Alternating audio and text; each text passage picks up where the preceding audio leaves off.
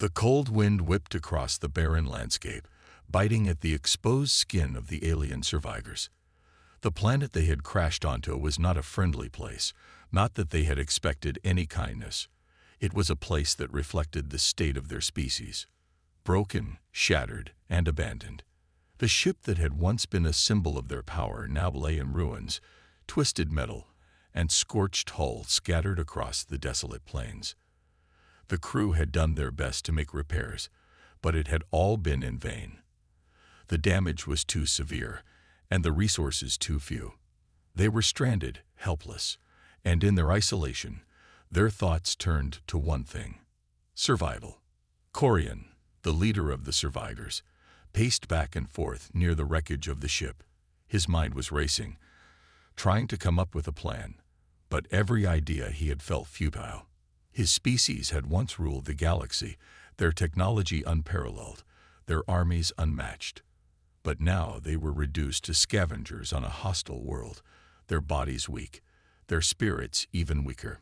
His people had always been fierce, but this was different. They were no longer fighting for dominance. They were fighting for their very lives. As Corian walked, his thoughts turned to the message they had sent out for help.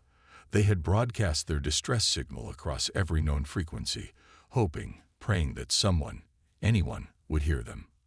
But there had been no response. No ships, no allies. The silence was deafening. They were alone, abandoned by the very galaxy they had once ruled. It was as if the universe had decided that they were no longer worthy of existence. They were left to die, discarded like broken tools no longer needed. Corian stopped and looked up at the sky, his heart heavy with despair. His people had always been proud, never willing to show weakness. But now, as he stood there, he felt a deep sense of humiliation. How had it come to this? How had they fallen so far from grace? He clenched his fists in frustration, his mind struggling to come to terms with their fate. The universe had turned its back on them, and there was nothing he could do to change it. Beside him, his second-in-command, Vera, approached. She was a warrior, strong and stoic, but even she could not hide the fear in her eyes. She had seen the devastation their ship had caused, the lives that had been lost in the crash. Her people were dying, and there was nothing she could do to stop it. Her once unshakable confidence had begun to crumble, just like the ship they had trusted to keep them safe. "We need to face reality, Corian," Vera said quietly, her voice laced with sadness. "The help we were promised is not coming. We're on our own." Corian nodded, but the weight of her words hung heavy in the air. They had all known it, deep down, but hearing it spoken aloud made it all the more real. They were alone. The thought seemed impossible, yet it was undeniable. No one would come to save them. They had been abandoned by their allies, their enemies, and the universe itself. There was no hope left. As the days dragged on, their situation grew increasingly dire. The food and water supply was running low, and the repairs to the ship had come to a halt. Even the best engineers among them could not find a way to fix the damage. It seemed as if everything was falling apart at once. The crew grew weaker, their movements slow and sluggish. Despair was beginning to spread like a disease, infecting everyone it touched. The once proud warriors now shuffled through the wreckage, their eyes hollow, their spirits broken. Corian did his best to keep the hope alive, but even he could feel it slipping away. There was only so much he could do. He called meetings, tried to rally the troops, but his words no longer had the same power. The others were too consumed by their own fears, their own hunger, their own pain. It was all they could think about. And then, one day, a strange sound cut through the silence. It was faint at first, barely audible over the howling wind, but it was there. A low hum, like a distant engine. Corian's head snapped up, his heart racing. Was it another ship? Had they finally heard their distress signal? He ran toward the sound, his pulse pounding in his ears. Vera followed closely behind, her hand resting on the weapon at her side. They reached the edge of the wreckage and peered into the distance. There on the horizon, A faint silhouette appeared against the dull sky. It was small, but it was definitely a ship. A human ship. The realization hit Corian like a bolt of lightning. Could it be? Could humanity have answered their call for help? The hum grew louder as the ship drew closer, and Corian's mind raced. He had never trusted humans. They were weak, untested, not worthy of the power his people had once held. But this was different. They were his last hope. If this ship was what it seemed, if humanity was truly offering to help, it could mean the difference between life and death for his people. As the ship landed, a strange feeling washed over Corian. The air seemed charged with tension, a mixture of hope and doubt. He couldn't allow himself to get too excited. What if it was a trap? What if humanity had no intention of helping them and was just waiting for the right moment to strike? They had enemies everywhere, and trust was a luxury they could not afford. The ramp of the ship lowered, and a figure stepped out. A woman, tall and commanding, with a confident stride.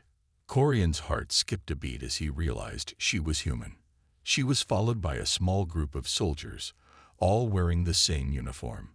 They looked calm, collected, like they had done this 1,000 times before. The woman raised a hand in greeting, her voice cutting through the silence. "We're here to help," she said, her tone firm but not unkind. "We know what you're going through, and we're going to make sure you survive." Corian's mind raced. He had expected many things, but this was not one of them. He studied the woman's face, looking for any sign of deceit. There was none. She was genuine. But why? Why would humanity, of all species, offer help to the very beings who had once been their greatest enemy? He took a step forward, his voice low and cautious. "And why would you help us?" he asked, his eyes narrowing. "We've never been kind to your kind. We've taken what we wanted, without regard for you or your people." The woman didn't flinch. Instead, she met his gaze with steady eyes. "Because we're better than that," she said simply. "Because everyone deserves a chance, even those who have wronged us. We're offering you that chance." For a moment, Corian stood there, speechless. It was hard to process. The idea of humanity offering a hand in peace, after everything, was difficult to comprehend. His people had always viewed them as inferior, but now they were being offered help in their darkest hour. As the human leader spoke, Corian felt a strange shift inside him. Could he trust them? Could his people trust them? There was no turning back now. They had no choice but to accept this offer, to take the help that was being offered, even if it meant swallowing their pride. For the first time in a long while, Corian felt something he had not experienced in years: hope. But even as the thought took root in his mind, a lingering fear gnawed at the edges of his consciousness. What if this was just the beginning of a much darker plan? The choice had been made. Corian knew what had to be done. They would follow the humans, for better or worse, and they would survive. But in the back of his mind, he couldn't shake the question that haunted him. What price would they have to pay for this help? As the human ship, Aegis, settled onto the cracked earth of the alien planet, the crew stepped out into the dust, their boots crunching on the dry ground. The air was thick with tension as both sides took in each other's presence. For Corian, it felt like a surreal moment, one he had never imagined in his worst nightmares or his wildest dreams. Humanity, once considered a weak, insignificant species in the eyes of his people, was now offering them a lifeline. The sound of the ramp lowering echoed in the stillness, and Corian found himself stepping forward, uncertainty clouding his every thought. The woman who led the human delegation was striking. Tall and confident, her dark hair was tied back in a tight bun, and her uniform fit her perfectly. She moved with a calm that suggested control and experience, like someone who had seen war and knew how to handle it. She extended her hand toward Corian, a silent invitation for trust. "I am Captain Arya Clark," she said, her voice strong but not harsh. "We received your distress signal. We've come to help." Corian eyed her hand, his mind racing. He could feel the weight of her words, but still, something didn't sit right. His species, once masters of the stars, had never been in a position of weakness before. Now, here they were, humbled by their own arrogance and miscalculations. And these humans, they were offering help. But why? He studied her carefully. There was no visible sign of deception on her face. She seemed genuine, but Corian knew better than to trust appearances. The galaxy was a cruel place, filled with betrayal, war, and endless struggles for power. To trust someone so easily could mean their extinction. After a long, tense pause, Corian took a deep breath. He could not afford to turn away this opportunity. Not now. He reached out and shook her hand, though his grip was firm with suspicion. "Why?" he asked bluntly. "Why help us? We have been nothing but a threat to your kind." Captain Clark didn't flinch, her eyes meeting his without hesitation. "Because we believe in something greater than vengeance or hate. We believe in survival and in the possibility of redemption." Her voice was calm, but there was a certain fire in her words that made Corian pause. Corian's thoughts swirled. He had never considered redemption as a concept for his species. His people had always been about power, taking, conquering, destroying. The idea that they might deserve a second chance seemed almost laughable. Yet here stood a human, offering that very thing. A second chance. He looked back at his people, who were now slowly gathering around him, wary and unsure of the humans. They, too, had heard Clark's words, and they exchanged uncertain glances. Vyra, his second-in-command, was among them. Her eyes were narrowed, her posture defensive, but even she could not deny the truth in the human leader's offer. They had nowhere else to turn. The silence stretched on for a long moment before Corian spoke again. "You understand what we are, Captain Clark. Our species, we have made enemies, many of them. Helping us is a risk, a great one. You cannot know the full consequences of your actions." Clark's gaze never wavered, her expression unflinching. "I understand more than you think, Corian. I know the history between our people, but I also know that helping each other is the only way forward. We have both paid a heavy price for the mistakes of the past. But if we can learn from those mistakes, maybe we can build something new." Corian shook his head, his thoughts still tangled in disbelief. He had never met anyone like her. The humans he had encountered in the past were either subjugated or destroyed. The notion that one would stand before him, offering help without ulterior motives, was beyond his comprehension. And yet here she was, unwavering. "We don't need your charity," Corian said, though the words felt hollow in his mouth. The reality of the situation was that they did need help. They were weak, dying, and alone. The ship that had once carried the pride of their species was now nothing more than a ruin, and their survival depended on someone else. Someone like Captain Clark. Clark's eyes softened slightly, but her voice remained firm. "It's not charity, Corian. It's an offer. A chance for your people to survive and rebuild with our help. We'll assist in repairing your ship, providing the resources you need, and even help you defend yourselves if necessary. But it's up to you whether you accept it or not." Corian's mind raced. He had always been taught that weakness was to be avoided at all costs. The very idea of relying on another species, especially humans, felt like an insult to everything his people had once been. But deep down, he knew the truth. They were on the brink of extinction, and their pride was the last thing they could afford to cling to. "We have no choice," Corian said quietly, the words tasting bitter on his tongue. "We accept your help." Vyra, standing just behind him, shot him a look of disbelief. "Corian, are you certain? We don't know what they're after. This could be a trap." Corian held her gaze, his expression hard. "We don't have time for doubt, Vyra. We have to survive." The humans, seeing the exchange, remained silent, respecting the tension in the air. Clark gave a nod, signaling to her team to start unloading supplies and setting up camp. She turned back to Corian, her voice softer now. "We'll get you the help you need. It's not just about saving your people. It's about saving everyone. Corian studied her for a moment longer, trying to read the truth in her eyes. There was no immediate answer, no way to know for certain if they could trust the humans. But in that moment, he realized that hope was something his people had long ago forgotten. Maybe, just maybe, this was a chance to reclaim it. As the humans began to work, Corian watched them carefully. They were methodical, organized, and seemed to know exactly what they were doing.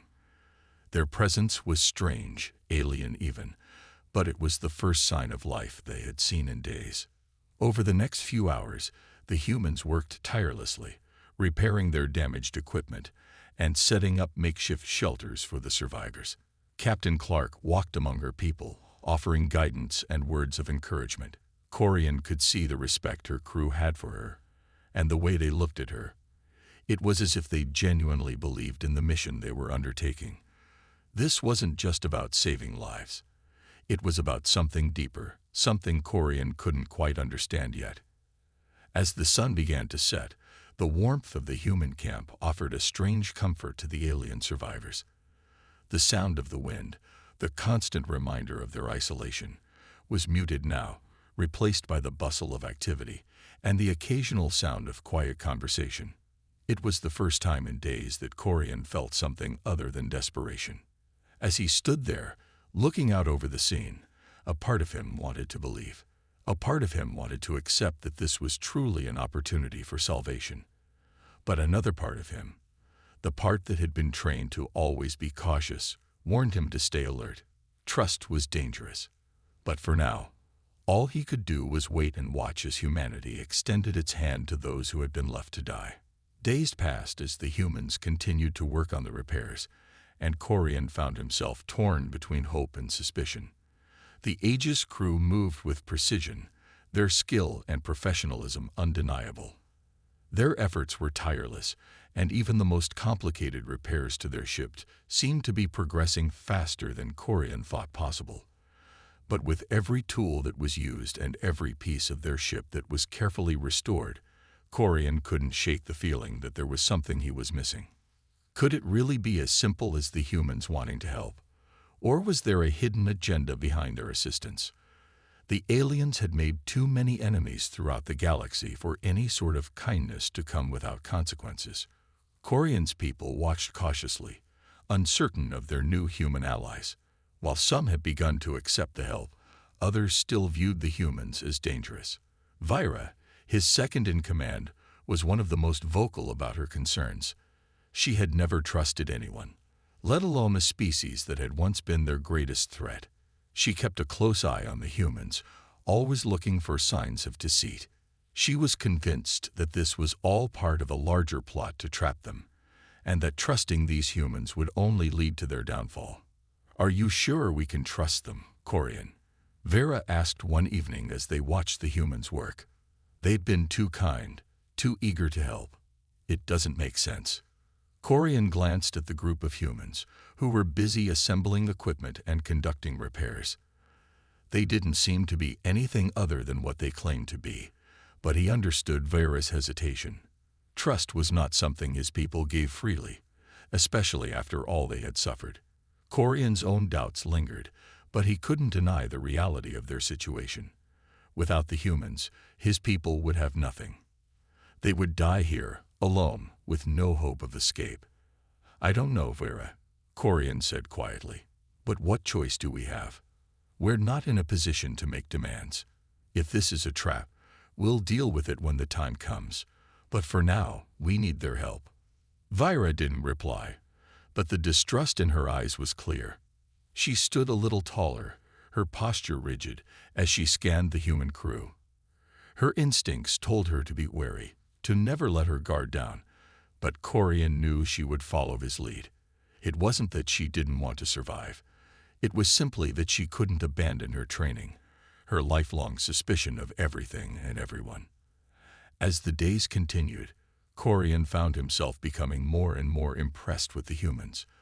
Their skills in repairing the ship were beyond what he had expected, and they worked tirelessly without complaint. The crew of the Aegis wasn't just efficient. They were compassionate. He had seen the way Captain Clark interacted with her team, offering encouragement, advice, and guidance. There was a sense of unity within their ranks that Corian hadn't seen in years, not even within his own species. And yet, despite this, he remained cautious. His people had been betrayed before, and the possibility of it happening again loomed over him like a shadow. One night, Corian found himself alone in the wreckage of their ship, deep in thought. The wind howled through the cracks in the metal, a constant reminder of the planet's hostility. The stars were barely visible through the swirling dust, but he could see the faint glow of the human ship in the distance. He couldn't help but wonder what they were getting out of this. What could they possibly gain by helping a species that had spent centuries conquering and enslaving others? Was there some hidden motive that would only reveal itself when it was too late? Just then, he heard footsteps behind him. He turned sharply, his hand instinctively reaching for the weapon at his side, but relaxed when he saw Captain Clark approaching. "I thought I'd find you here," she said, her voice soft but steady. She was alone, no guards or soldiers in sight. "You've been watching us for days. You're trying to figure us out, aren't you?" Corian didn't answer immediately. Instead, he studied her carefully, trying to decipher the true meaning behind her words. There was no malice in her voice, no hidden threat. It was as if she was speaking to him like an equal, like someone who had no ulterior motive.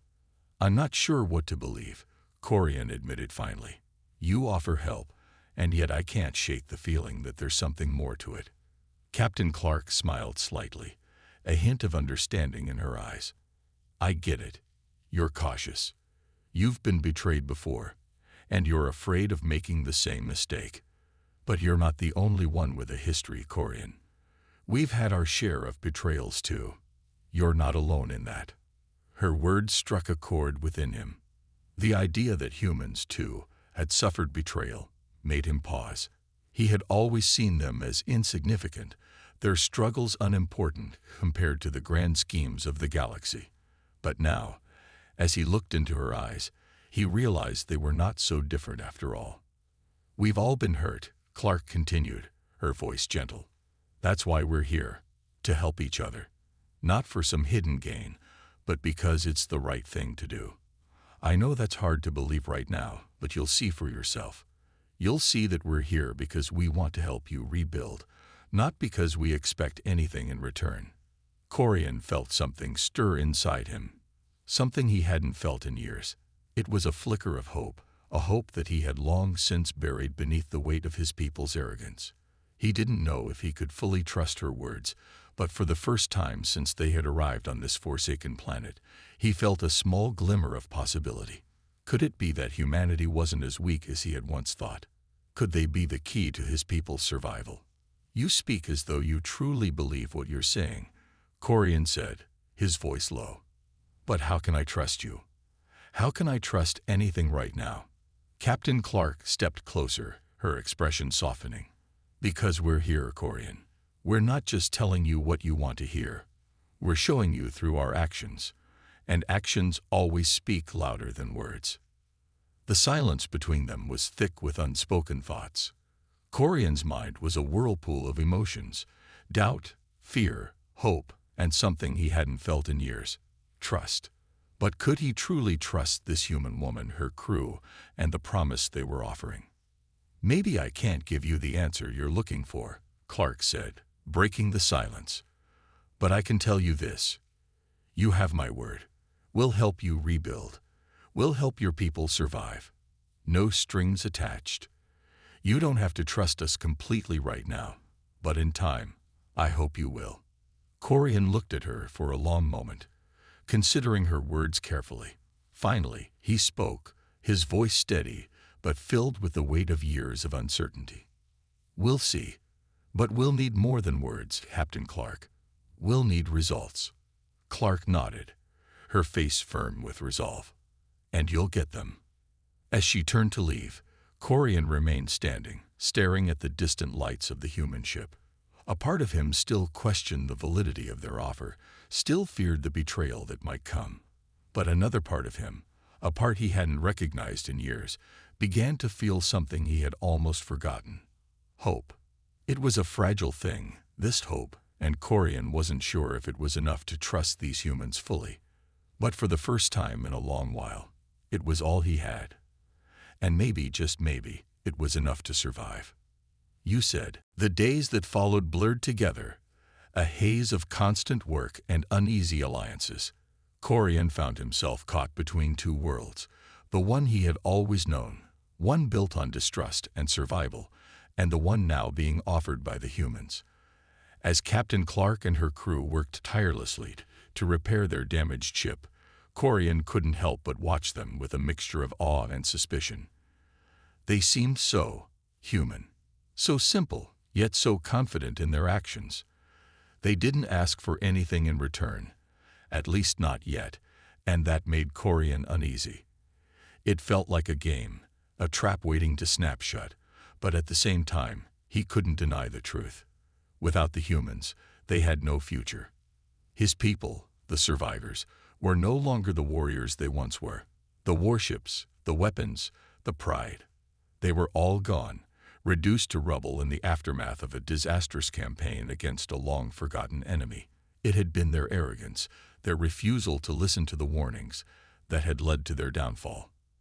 And now, here they were, clinging to life with the help of a species they had once considered insignificant. How quickly things could change. Corian sat in the corner of their makeshift camp one evening, watching the humans work. The sun was dipping below the horizon, casting a reddish glow over the alien landscape. The wind was howling again, sending dust and debris swirling in every direction, but the humans were unfazed. They worked in harmony, their movements fluid and synchronized, as if they had been doing this for years. Corian couldn't help but admire their resilience, but there was still a lingering doubt in his mind. They were offering help, yes, but why? What did they truly want? Vera approached him quietly, her expression still hard and untrusting. She had been by his side throughout this entire ordeal, and he could see the growing unease in her eyes. It wasn't just the humans she didn't trust, it was the situation itself. She had grown up on stories of betrayal, of enemies cloaked in false kindness, of peace that was nothing more than a lie. Her instincts screamed that this was too good to be true. "Have you been talking to them, Corian?" she asked in a low voice, her gaze flickering toward the humans. Corian looked at her, his face a mixture of frustration and contemplation. "A little, but I'm still not sure what they want from us."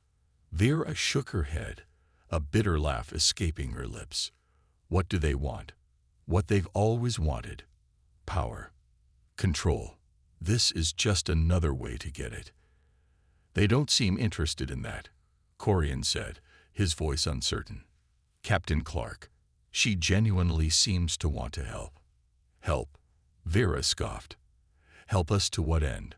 "To rebuild so they can watch us fall again. We're a threat to their safety, Corian. And you know what happens to threats. They'll use us, and when we're no longer useful, they'll turn on us." Corian fell silent, the weight of her words settling over him. He knew she had a point. The humans had the power to destroy them if they wished. They were the ones in control now, not the alien survivors. Yet something about Captain Clark's words, her calm, steady demeanor, made him hesitate. There was no indication that she sought dominance or power. She spoke of survival, of rebuilding, and that was a message Corian hadn't heard in a long time. As he sat in the cool evening air, watching the humans, a familiar face approached him. Captain Clark. She was holding a datapad, her eyes scanning the screen, but she seemed to sense his presence and turned her attention toward him. "How's the work coming along?" Corian asked, his voice steady but tinged with the suspicion he still carried. He needed to know if there was something he was missing, some hidden agenda he hadn't yet uncovered.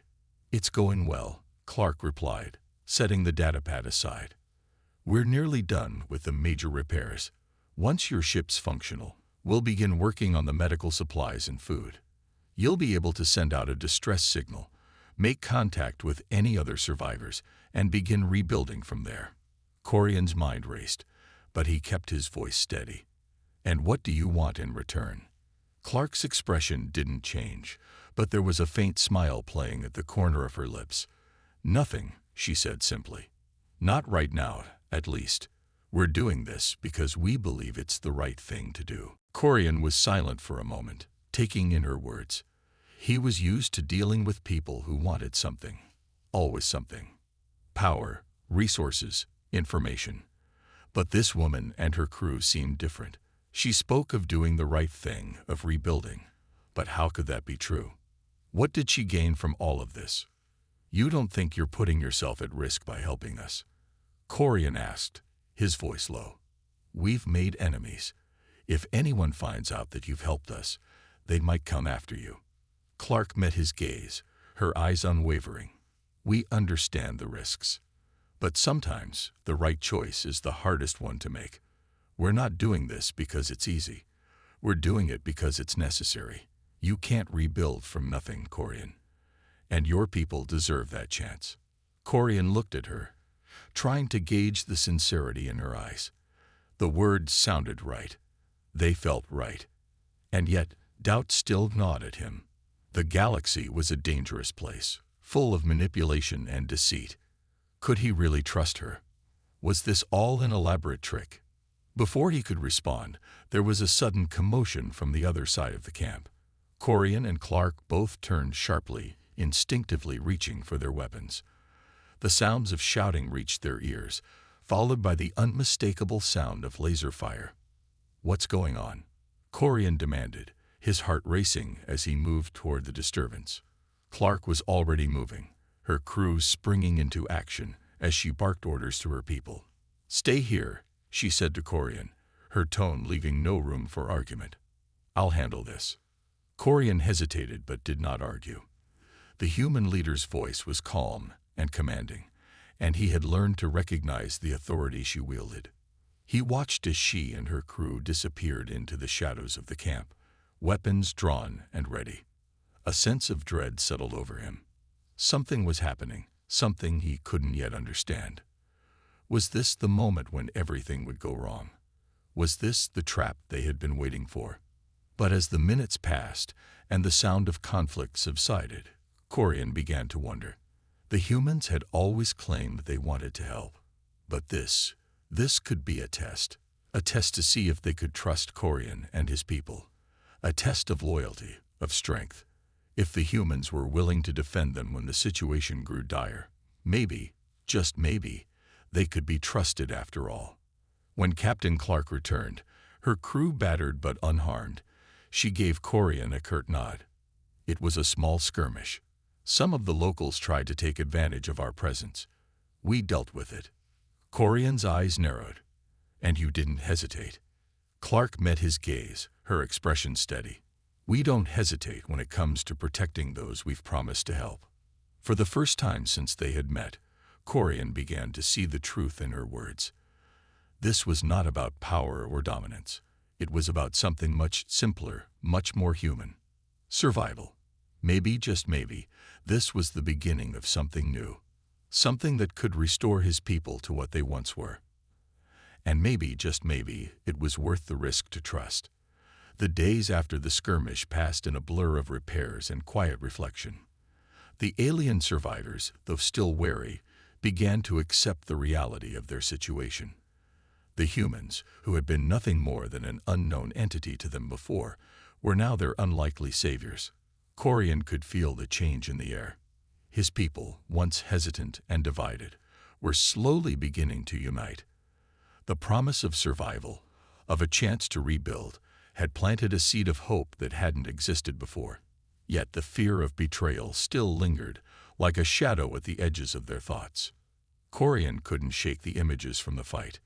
The humans had been swift and precise, showing no hesitation in defending them. It wasn't just their skill in combat that impressed him. It was their determination. Their commitment to the cause wasn't just about survival. It was about something more, something Corian couldn't quite grasp. The words Captain Clark had spoken, the promises she had made, seemed more genuine with every passing day. Still, the fear of what might come next held him in check. His people had been betrayed before, and it would be foolish not to expect it again. The humans continued to work, their efforts never faltering. Every day, more of their ship was repaired, and every day, more supplies were delivered to the survivors. Food, medical supplies, tools, things that Corian's people hadn't had for far too long. It was a lifeline they hadn't even known they needed until now. Yet, as the ship's systems began to come back online, something strange began to happen. Corian and his people felt an overwhelming sense of gratitude toward the humans, and with it came the realization that they were no longer alone. There was something deeply human about the way they interacted. No cold calculation, no hidden motives. They acted as though it was simply the right thing to do. Corian couldn't understand it, not fully. It went against everything he had been taught, everything his people had come to believe about the galaxy. But the more he watched the humans, the more he started to see their actions as something other than a strategy for control. Maybe this was how the universe was supposed to work, together, helping each other, instead of always fighting and taking. It was in the quiet moments, the ones where the humans weren't busy working on the ship, that Corian found himself thinking the most. He spent hours walking the perimeter of their camp, gazing up at the stars, lost in thought. What if they were truly offering help with no ulterior motive? What if this was the beginning of something new? But even as these thoughts swirled in his mind, there was a part of him that still struggled to fully embrace the idea. Trust was hard-won, and the scars of past betrayals ran deep. One evening, as the camp settled into a peaceful, quiet, Corian found himself walking toward the human campfire. Captain Clark was there, sitting by herself, her eyes focused on the flickering flames. The human crew was scattered around, some of them talking in low voices, others resting after another long day of work. The warm glow of the fire cast a soft light on Clark's face, and for a moment, Corian saw her in a way he hadn't before. She wasn't just a leader. She was a person, someone who had a life outside of all of this. It was something he hadn't allowed himself to consider before, the humanity of the humans. "Mind if I join you?" Corian asked, his voice low as he approached the fire. Clark glanced up, offering him a faint smile. "Of course, Corian. It's been a long day. Feel free to sit." He lowered himself onto the ground beside her, feeling the warmth of the fire on his skin. There was a comfortable silence between them, the kind that spoke of unspoken understanding, of shared experiences. Finally, Corian spoke, his voice quiet, as though he were testing the waters of something deeper. "You said you were doing this because it was the right thing to do," Corian began, his eyes fixed on the flames. "But I'm starting to wonder. Are you sure? Is this really about helping us, or is there something more to it?" Clark didn't answer right away. She took a deep breath, then exhaled slowly, the weight of his question hanging in the air between them. Finally, she spoke, her voice steady and calm. "I've been asking myself that very same question," she said. "Why are we here? Why are we helping you?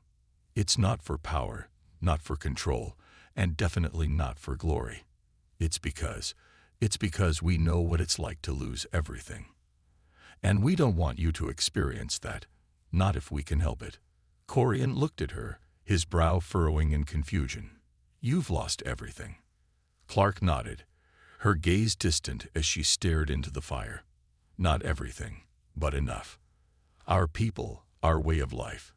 It was all threatened by forces far beyond our control. We've been where you are. We know what it's like to watch everything you've worked for crumble and to feel like you have nothing left. But we also know that you don't have to stay there. There's always a way to rebuild, to start over." Corian listened closely, her words striking a chord deep within him. He had never thought of the humans as a species capable of such pain. He had seen them as a threat, an enemy to be outsmarted, a force to be feared. But here, now he was beginning to understand that they, too, had their scars. They, too, had been brought low by the harshness of the universe. And yet, instead of becoming bitter and vengeful, they had chosen to help others, to rebuild, to offer a second chance. I don't know if I can trust you completely, Corian admitted, his voice tinged with uncertainty. But I want to. I want to believe that this is real. You don't have to trust us completely right now, Clark said, her tone gentle but firm. Trust is earned. We don't expect it from you overnight. But we'll be here, and we'll prove ourselves through our actions. That's all we can offer. Corian's gaze shifted from Clark to the rest of the camp, his people working alongside the humans, rebuilding the ship and preparing for whatever came next. It was a fragile peace, one built on mutual need and shared survival, but it was a peace nonetheless, a peace that hadn't existed for his people in a long, long time. As the night stretched on, Corian found himself feeling something he hadn't felt in years: hope. It was a small, fragile thing, but it was enough. The road ahead would be difficult, and trust would take time to build. But for the first time in a long while, Corian could see a future where his people could rebuild, where they could rise from the ashes of their past mistakes, and maybe even find something better. He looked back at Clark, who was staring into the fire, her face bathed in its warm glow. She wasn't just a leader. She was someone who understood what it meant to lose everything and still keep going. And in that moment, Corian understood something else. He didn't have to face the future alone. They didn't have to face the future alone. Together, with the humans by their side, they had a chance. And that was all he needed to believe.